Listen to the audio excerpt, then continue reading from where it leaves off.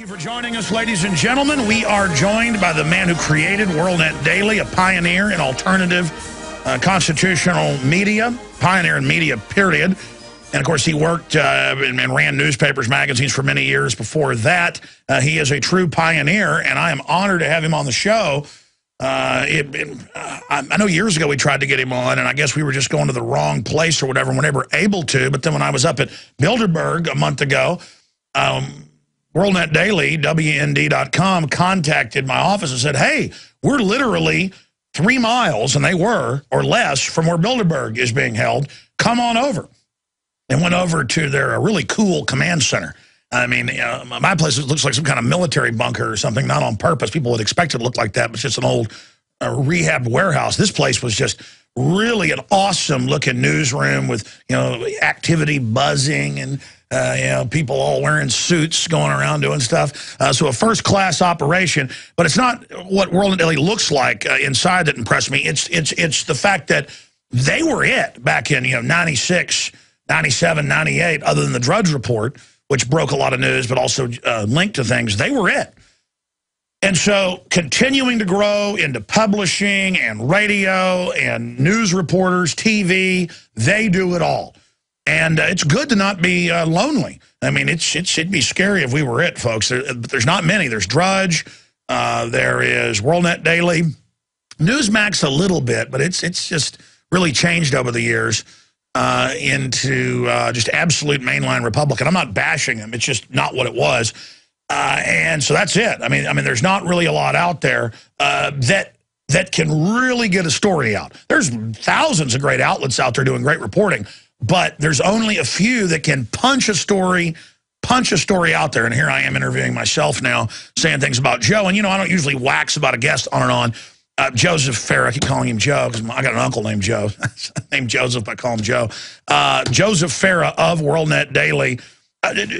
Joseph, tell us about yourself. Because a lot of people have heard you on national TV or radio, and you never really talk about yourself. Where does Joseph Farah come from? What made you a trailblazer? What woke you up? And then out of all the topics, the government takeover of health care, the big news you're going to be breaking with Sheriff Arpaio, Joe Arpaio, coming up in the next few weeks.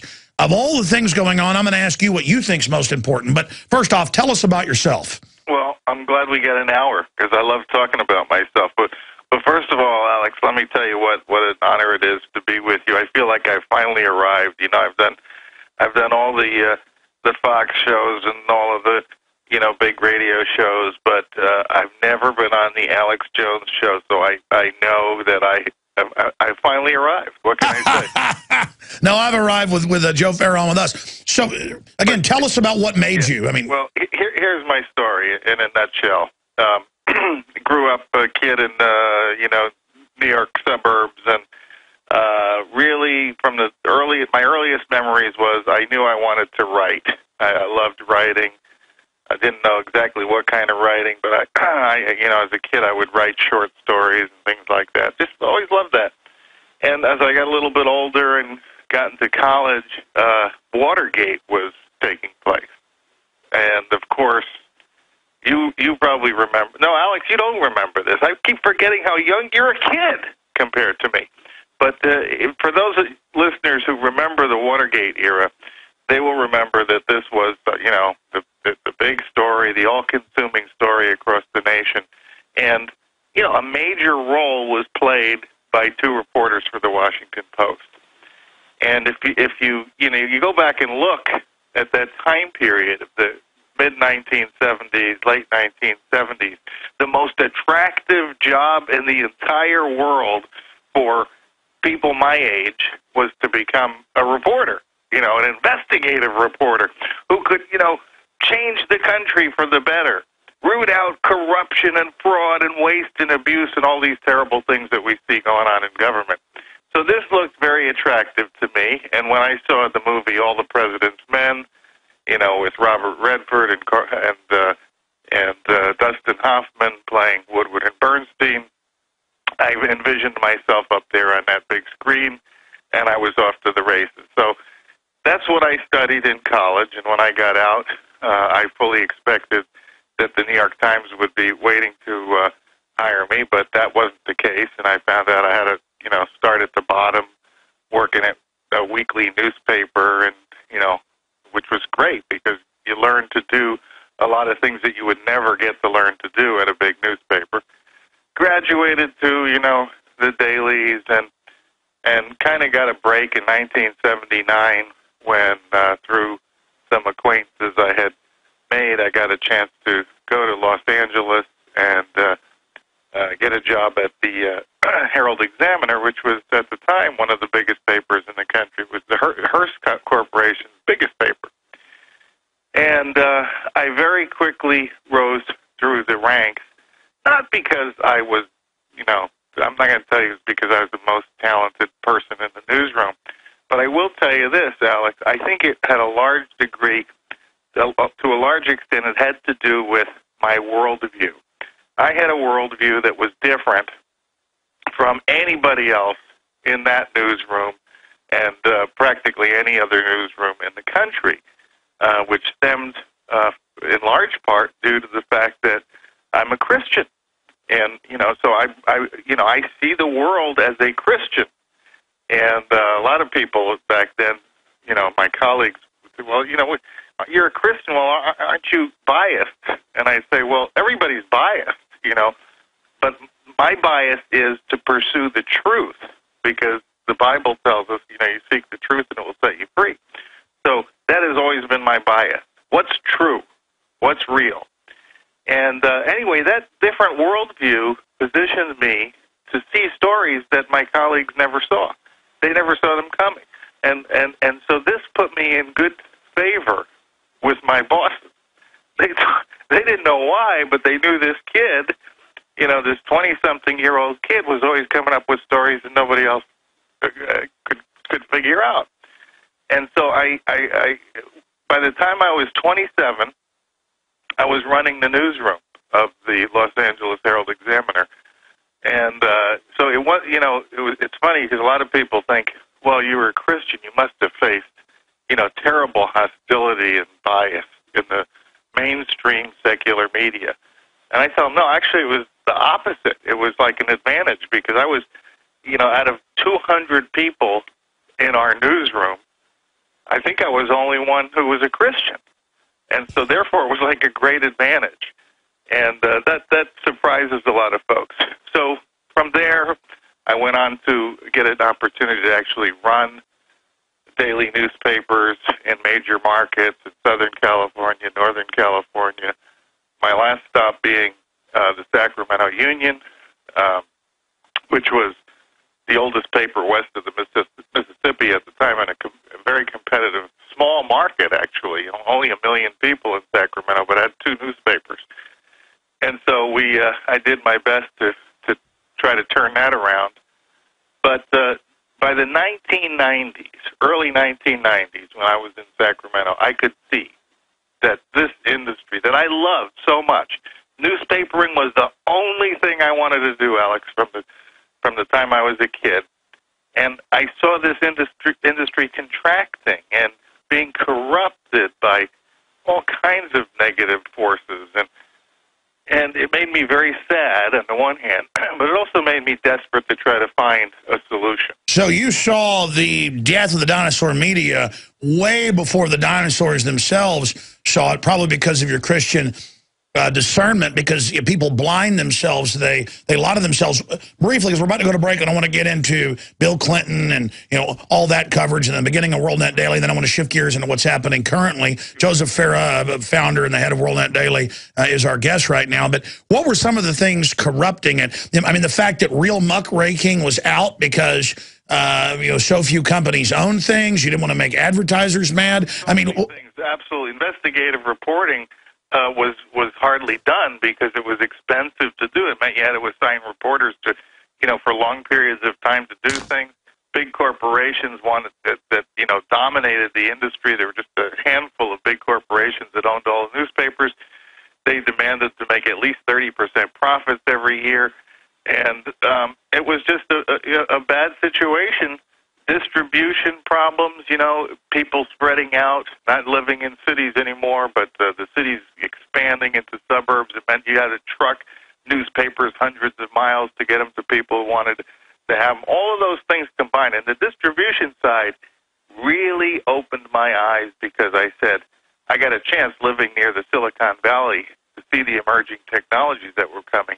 And I said to myself, a day is coming very soon where we're not going to need this newsprint, these big barrels of ink, and all this heavy manufacturing equipment to get the news out to people.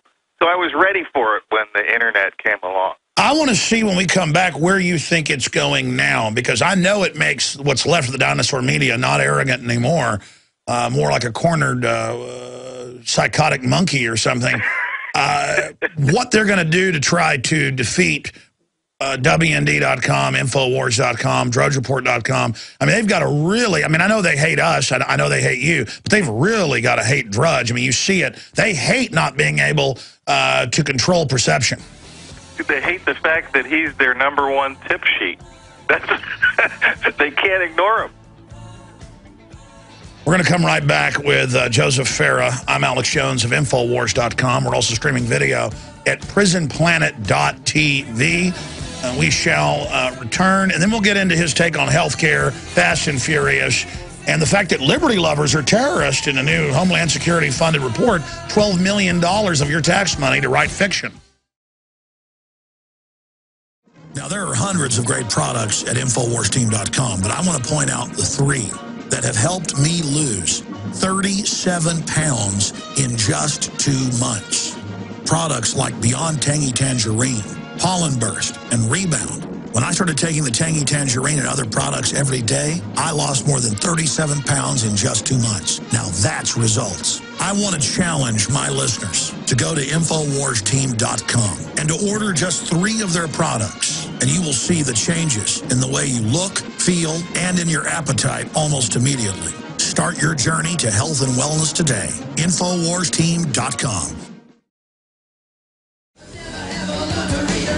All right, we are back live. We've got the founder of WorldNet Daily on. He's broken so many giant national, international stories with real investigative reporting. You can disagree with some of their political views or whatever. That isn't what matters. The point is, I'm sure Joseph disagrees with some of the things I say and do. The point is, he's a maverick and he's real and he's in charge of his operation. That is so rare today, even with the big internet out there, to have something that's powerful and independent. Oh, there's lots of things out there that, you know, again, I don't want to get off into it all day. It's just so interesting to actually have real independent groups out there, and I think that's where we left it off. This is a short segment, Joseph. Long one coming up to get into, you know, current issues that are happening. But since you, as a trailblazer, were able to see where things were going and position things, show that you were able to be a major force when you'd already been one before, but even bigger, where do you see things going in the future? Boy, I wish I knew, but I think that you're on the cutting edge, Mr. Jones. For one thing, I really admire what you're doing with the television stuff. And I think, you know, we all recognize that a lot of people access information in different ways. And I think you're doing a heck of a job with that, you know, kind of being in both worlds, print and TV, and, of course, on radio. I think that's what it's going to take. We're going to have to be more diversified in what we do. When we started WorldNet Daily, we were essentially a newspaper online, and that isn't going to make it any more than the newspapers could make it. You've got to get the information to the people in the way that they want to get it, and that's mobile devices. It's all kinds of things. It might be, you know, on television, on Roku, on whatever. And you're doing it all, and I think you're doing a heck of a job, and we're, frankly, going to be emulating that model. Not to compete with you guys, but it's just a reality of what we got to do. Oh, hey, listen, Joseph. I mean, like when I was at your office and got to meet your wife and your great crew, I don't see any of this as even competing. This is about defeating the globalists because we don't have a future. I mean, the model that I've developed, I don't even see it as a model. It's any way I can get the word out to people, I'm going to use it because I don't want my guns being taken. I don't want to be forcibly inoculated. I don't want government-run health care with a bunch of eugenicists in control of it. And now shifting gears into that, how right we were. Joseph, you were, again, one of the first groups to really mainstream that a world government was coming. Now they're on CNBC saying we're conquered by foreign banks. What do you make of this planetary corporate fascist system that funds communists at the grassroots to take over? What do you make of this model? What would you call it? Fascism. That's what I mean. That's the only name for it. It's not communism. That's the left likes to think that there's some kind of a distinction here, but when you've got major corporations in bed with government, there's only one name for that. Look it up in the dictionary, and it's fascism. And we're headed, the trend is to a worldwide fascist cabal. And so you and I and Drudge and people like that need to stick together, because I think the thing that unifies us all is we are dead set opposed to that. We believe in free enterprise. We believe in freedom of speech. We believe in a healthy and lively public debate on issues, and there are no sacred cows. And we don't like the TSA groping our wives and children. Yeah, especially our children. I've seen it before my own eyes, and you've done a heck of a job in championing that story. Very proud of what you've done there. Well, my children want to go on an airplane, but I can't physically watch them do it to them, so I can't. I mean, it's not like I choose not to fly with my family. I can't hardly. I watch children being drug away, separated, start crying, and the TSA come and bow up in this weird perv posture. And that's why, and then I'm seething with anger for weeks, Joseph. So, I mean, this is really upsetting me. Yeah, we saw it more than 10 years ago, even, well before even 9/11 with one of our own preteen daughters. And my wife can tell you about that experience someday. I want to hear it right now, and I'd love to get your wife on. She's an amazing person. Stay there. We're going to be right back with Joseph Farah. Everything we said came true. Everything we've done has been right. We're going to go back to Joseph Farah of WorldNet Daily here in just a moment. Something they're reporting on as well is dreams from my real father. I think it's convincing that his real father is the communist Frank Marshall Davis. The whole thing fits. That is available at InfoWarsShop.com. Also, the Greater Good film exposing the deadly vaccines. We're going to talk some about that in the next hour with Dr. Russell Blaylock. All available at InfoWarsShop.com. Now, going back to Joseph Farah. All right, moving quick now. There's so much to talk about. I mean, I talked about where the media is going, where you came from.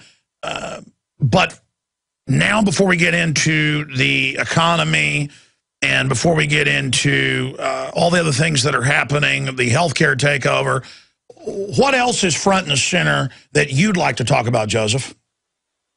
Well, gee, that's a tough one. I mean, to me, I think this Fast and Furious thing, which you mentioned earlier, is probably one of the biggest government scandals I have ever witnessed in my lifetime. If you think about it, hey, nobody died at Watergate. Yeah. I mean, we took out the President of the United States over that. But in this case, what we've got is a situation where it seems more and more clear every day that this was a government operation with the motivation behind it to disarm Americans and to make the case against individual ownership of firearms for Americans. And the sneaky way they did that was to show how nasty these guns are because they're too available in America, so we let them go over the Mexican border. They wind up in the hands of drug cartels and people get murdered. And, the scenario worked out just the way they planned it, except for the fact that it blew up in their face to a certain extent because the American people found out about it. And but, this is, you talk about impeachable offenses. I mean, this is beyond impeachable. This is treason of the highest order. And it doesn't stop at Eric Holder because we've all seen the videos of in the White House in 2009 when the White House was saying the president directed this and he directed that, and this goes right to the very top. And so, to me, that's one of those burning issues. I get very angry when I read about the Fast and Furious scandal. Well, I agree with you, but also I get very concerned, as you do, I know. This shows, wow, we were really right. I mean, this is the same crew that was all over Oklahoma City. I know WorldNet Daily's one of the few places that's got credibility, that's had the courage to report on what really went on there. But layer after layer of government-controlled operations, I mean, you can't doubt that. And, of course, now that's what lends so much credence to other false fags. If you go back to Oklahoma City, by the way, Alex, that's the first time when the media and the political establishment started pointing the fingers at guys like you and me and even Rush Limbaugh. You know, this was a right-wing thing that was a right-wing anti-government thing. Now we hear that almost on a daily basis from the government. Where's the danger to Americans coming from? Latest DHS report once again shows it's from, you know, right-wing people who they value their freedom. I mean, can you imagine? Are the founding fathers not turning over in their graves when they hear government officials saying that the problem in America is we got too many freedom-loving people? That's like saying the problem is the founding fathers, the Bill of Rights, the Constitution. They're saying the 4th of July is terrorist. In fact, here it is. Americans, this is from the report, who believe their way of life is under attack. You'd have to be under a rock not to know that. Americans who are fiercely nationalistic. I mean, what's the point of having a nation? As opposed to universal or international in orientation, meaning let foreign banks run you. Here's another one. People who consider themselves anti-global, presumably those who are wary of the loss of sovereignty. Here's the best. Americans who are suspicious of centralized federal authority. That's all the founders. Anyone with a common sense or room temperature IQ and above. Americans who are reverent, this is a quote, of individual liberty. Oh, my gosh, don't be reverent of individual liberty. I mean, this is terrible. You know, and previous versions of these reports have also singled out people who believe in the Bible and returning military veterans. In other words, all of the people, you know, who we value in this country, people like you and I value in this country, people who, you know, understand that we're supposed to be a self-governing nation of responsible individuals who take care of themselves and are self-reliant and don't depend on government, we're the problem. We're the enemy. Because the enemy has taken over and is diametrically opposed to any basic freedom evidenced. But, I mean, even though you're informed, I'm informed, still to see it all happening, world government, run by banks, government takeover of healthcare, attacks to the insurance companies, with these idiots thinking they're about to get a free handout. What is your, well, I mean, getting back to the false flags. This is a false flag. Fast and Furious is a staged, slow burn terror attack, tens of thousands of guns and hand grenades to Mexico to blame the Second Amendment. They got caught. As you know, their own memos, even CBS News covers it, saying we're going to use this to get anti-gun legislation passed. They're caught. They're caught. They're caught. But what's happening? I mean, you know, I know there's things taken. This whole congressional investigation to me is taking way too long. Way too long. We got an election coming up in November. When are we going to see some justice done here? When are we going to see some results from all this? Well, we're seeing in the court of public opinion, though, nothing has woken up people like Fast and Furious, in my view. And now Obama legalizing the illegals, shutting down power plants outside of law, and the health care.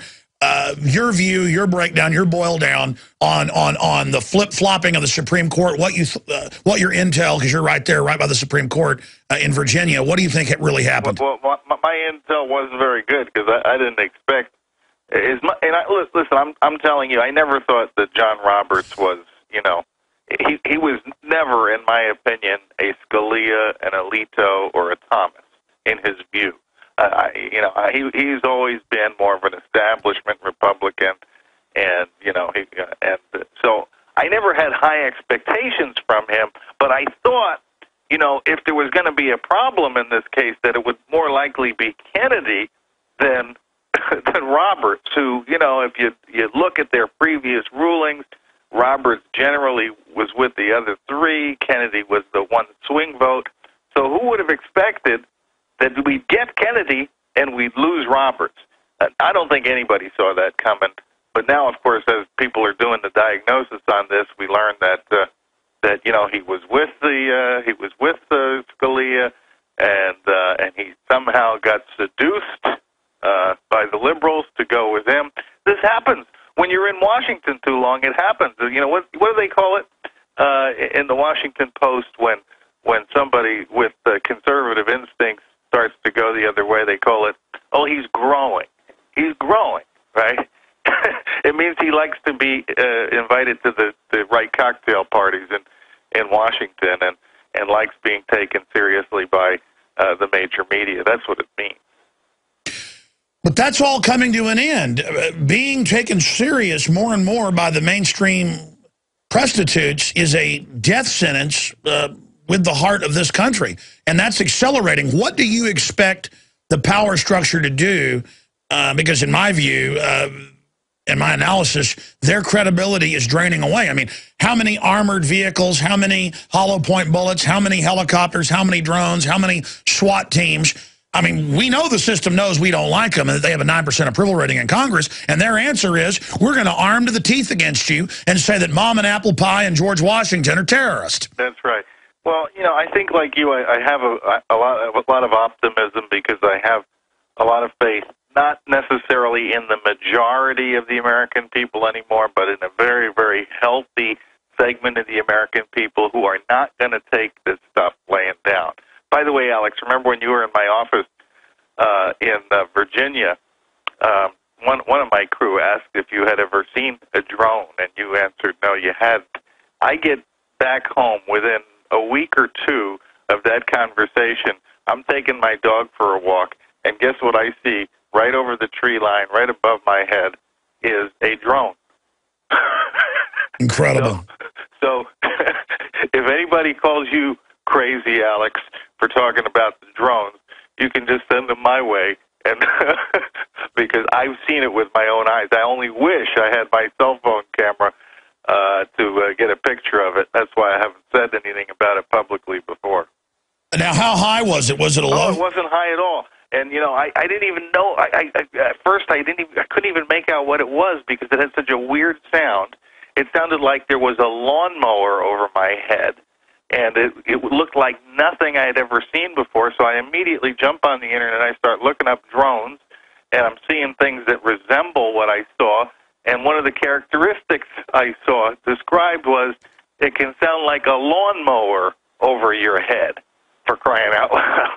So that was my confirmation that for some reason, and then I later found out that in Northern Virginia here, even the police departments are using drones. And now they want to arm them, and all over the country they've been using them for surveillance. We found the EPA documents where in 2009 they were doing it. And they ran a national story saying, InfoWars ran a hoax, Drudge picked it up, so did WorldNet Daily, all these other evil publications, hundreds of articles, nightly news shows, Media Matters, what a joke. And then they played a straw man because the article we wrote also linked to a local story in the Dakotas where they were, and other states where they were complaining about calling them drones because they just arrested those cattle rustlers, alleged cattle rustlers, using a predator. But then they conflated it, mixed it in with the EPA Cessnas they're using to spy on farmers. The point is they're spying with everything, and they spun it with a straw man that we'd made it up when they're announcing 30,000 of them in the FAA budget in the next decade, and they're launching all over the place. I mean, here's another example of this, and I want to ask you, what is this tactic? I mean, what type of disdain do they have for the public, Joseph Farah of WorldNetDaily.com? Because the Inspector General comes out, they have the Supreme Court say it is a tax that the IRS takes from you, but then they call it a penalty or something. And then Obama's people say, no, it's not a tax, it's a penalty. And then they play this mind game. I mean, what is this? Like, there's not drones, there's not an IRS tax in healthcare. That's right. Who are you supposed to believe, me or your own eyes? Obama tells us, no, it's not a tax. Then we get the Supreme Court saying it's constitutional because it's a tax. It is just unbelievable. Orwell was just a little bit early, ahead of the curve with 1984, because now we see this kind of newspeak all the time in the 21st century. I'm seeing it more and more. I mean, literally, they're just offering the public, join the illusion, everything's okay, as scores of Texas police departments and sheriff's departments announced. Houston did this years ago. They're getting them. They're weaponizing them. It's in the Houston Chronicle. And then they're running national news stories in hundreds of papers, Joseph, saying we made that story up. And I'm just like, what is the disconnect here? Right. And you know, the real question is, what is the purpose of these things? You know, the one I saw, for instance, is over. I don't live in the city, okay? I don't live in a populated area. I live in one of the most rural places you could possibly live in Northern Virginia. And there could only be one thing that this drone was spying on, and that would be me. That would be my property, because there's just nothing else around except woods and deer. Unless they were doing a deer count with that drone, they were up there to look at what I was up to. Wow, this is breaking news. We've got to get a report out on this. Not only did you see one of the little drones that they've had on the news, they admit sound like a lawnmower with the little feet on the bottom. Right. But you live in a rural area, and you were out walking, and it was obviously looking for something on your property, probably harassment. This is well, you are a terrorist. I mean, you do love liberty, right? Guilty as charged. Oh, man. Yeah, we got our work cut out for us, and you know, more and more, I recognize that the liberty lovers out there really have to stick together. Like you said, you know, we might agree or disagree on this topic or that topic. Fundamentally, if you are a liberty lover, we got to stick together, or we're going to hang together, as our founders said. And I remember, you know, I probably told you this story when you were visiting our offices a few weeks ago, that before I started WND in 1997, there was no question. I mean, we were inspired by what Drudge had been doing for a year or two at that point. And I called up Drudge to tell him what I was about to do, and I told him that I wasn't doing it to compete with him. I had, you know, a little bit different spin on how I was going to do it. I spent my whole career in journalism, was going to try to utilize some of that experience. And, you know, I told him, I see the Internet, particularly, as a cooperative medium, much more than a competitive medium. So, you know, when Alex Jones promotes Drudge, and Drudge promotes Farah, and Farah promotes Jones, it all works together for the benefit of all of us. And it's just something to keep in mind. And I know that that is true of all the organizations out there, the Tea Party organization. One thing I can't stand about this Tea Party thing is, why are all these different Tea Party groups? You know, why don't they get together? Why don't they get together on a, you know, and stop competing with one another for... Yeah, have like a Declaration of Independence where they get together. Have a convention. Get it together, guys. You know, what are the top 10 most important issues, and let's focus on those. What's happened since 2010 when the Tea Party really awakened this country and seems to be shaking things up? Joseph Farah is our guest. We've got one little 5-minute segment left, but I got him on 5 minutes late, so we'll take him into 5 after, into the next hour before Dr. Blaylock joins us so we can talk about a few other issues. But I have hope for this country. It's just that the people that have taken it over are so vicious, they'll stage terror attacks like the event that we saw with Fast and Furious to be able to take over. And I'm sure you saw, I'm going to come back and ask you about this, even Glenn Beck, before he left Fox, showing the Democratic internal fundraising letters, and Shapiro in the Financial Times of London saying a new Oklahoma City or 9/11 will save Obama. Oh, my goodness. Yeah, remember, whatever they accuse you of doing, that's what they're doing. That's the important thing to remember. We can't even imagine the horrible things they have in store for us. Exactly. I want to talk about that when we come back, because if they're putting out news articles saying, gee, a terror attack to blame our enemies would help, they're the prime suspects if it happens. We'll be right back. We are back. We have this segment and one more with the head honcho over at worldnetdaily.com, WND.com. I'm Alex Jones of Infowars.com and PrisonPlanet.tv. We're fighting the prison planet with the info war. But we do have the power structure that sees this country building up and trying to use paramilitary forces against us. That's why we've got to engage the police and military and educate them. There's a reason the globalists that have hijacked this nation are saying we're the terrorist. And we're going to talk to Joseph Farah about that here in a moment. But here's how Rowdy Piper, I guess he is a terrorist. There's an alien occupying group in the fiction film. They live occupying Earth. They've brainwashed the public. And a drone flies over, and he resists the drone. And so you have to ask the police. I mean, if that scenario happened, and like a Simpsons episode and a giant green lizard was at the podium, would you submit to them? This is an outside globalist takeover. Here's what Rowdy Piper does to drones. And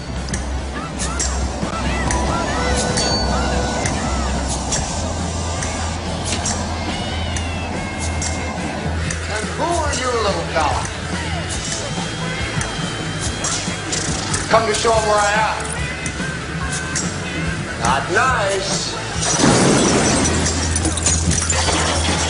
All right, there you go. That Rowdy Piper has music under it. But you know, my point here is we're designed to face a foreign enemy, like a Hitler, a Stalin, whatever. But how do we face this economic sabotage? And your concerns about the clear frame-up that different forces of globalism are preparing for American patriots who they know are aware of the game plan, Joseph Farah. Right. Well, remember, what you have to remember is that this is a game of control for them. There are people, to you and I, Alex, I think I speak for you, we don't want to control other people.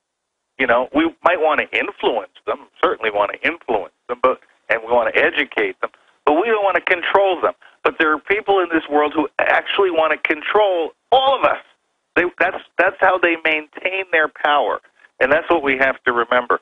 So we have to resist all attempts to control us, whether they're telling us our kids have to have these mandatory vaccines, or whatever, or they tell us in order to get on an airplane you've got to be groped. This is where the resistance starts, because this is part of conditioning for what is really the end game for them, which is we're all going to be global citizens. We don't have any say in our governments and so forth. It's everything our founding fathers fought against. And we got to be like our founding fathers all over again. And the only question in my mind is whether we have the fearlessness, the courage, and the convictions that they have to do that. Joseph Farah, well said, very eloquent and very true. Veritas, if I ever heard it. Doesn't the system overreach when FEMA, I have it on video, demonizes the founding fathers and all these training manuals? Don't they really show us that they really are the bad guys? There's no question about. I know who the bad guys are. You know who the bad guys are. Probably everybody listening to us right now knows who the bad guys are, and they are exposing themselves every single day. And our main job is to help them expose themselves. When they say these things and put them down in writing, we got to show the whole world. And we got to contrast that with what made this nation great. Hey, yesterday was the 4th of July, right? Yesterday was the day the Declaration of Independence was signed. It's time for us to renew those vows that our founders took and mean it. It is time to decide who we serve. Like the great Bob Dylan says, you got to serve somebody, you got to serve something. And as for me and my house, we want to serve liberty and justice and freedom, not bondage and tyranny and drones and checkpoints. We'll be right back in 60 seconds. For more than 6 years, I've talked on the air about creating a social network. PlanetInfoWars.com is in its beta phase. We're just launching it. And I want to invite all of you out there to be in on the ground level. Planet InfoWars is about people coming together, forming activist organizations, getting involved politically, hunting and fishing, gardening, dating. This is a place for people who love freedom to meet and to talk and to write and to post information. And I give you this pledge. We are not going to spy on you and sell your data to the New World Order. PlanetInfoWars.com is free, so people who love freedom can get together, connect with people who are awake and know what we're facing. Be active, organize, take action, go viral, create, contribute, resist, because resistance is victory. You are victory. It's waiting for you to breathe power into it. PlanetInfoWars.com. This is our final little 5-minute segment with Joseph Farah of WND.com, WorldNet Daily, pioneering anti-New World Order operation. And we're going to get into the whole healthcare monstrosity and some big news on vaccine cover-ups, knowing that the vaccines are actually causing the diseases. This has come out in court, their own internal documents. Dr. Russell Blaylock joining us coming up in the next segment. Joseph Farah again here with us now. In closing, I almost forgot. I guess in a week and a half, you've got big news. Sheriff Joe Arpaio, Maricopa County, is going to break it at WorldNet Daily, saying that it's the biggest news yet on the providence of Obama. Tell us a sneak peek of that, and also who you really think he is, because what we know is we don't know who he is. We don't know who he is. I don't even know if we're any closer to knowing. You talk about false flags. This guy is a walking false flag. He is the personification of. Nobody knows anything about this guy from where he was born, when he was born, who his parents were, how the heck is he using a Connecticut Social Security number all these years?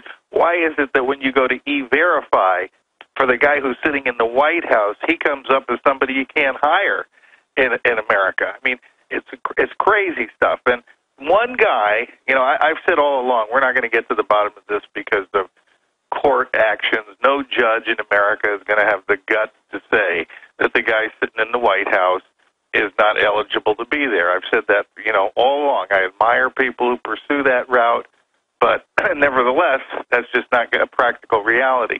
What Joe Arpaio is different. This is the first law enforcement investigation of Obama's background. It goes beyond even the eligibility questions as he's gone into this Social Security stuff, the draft card business. And on July 17th, he's going to be announcing his latest findings in this independent investigation. And we'll be live streaming it on WND TV.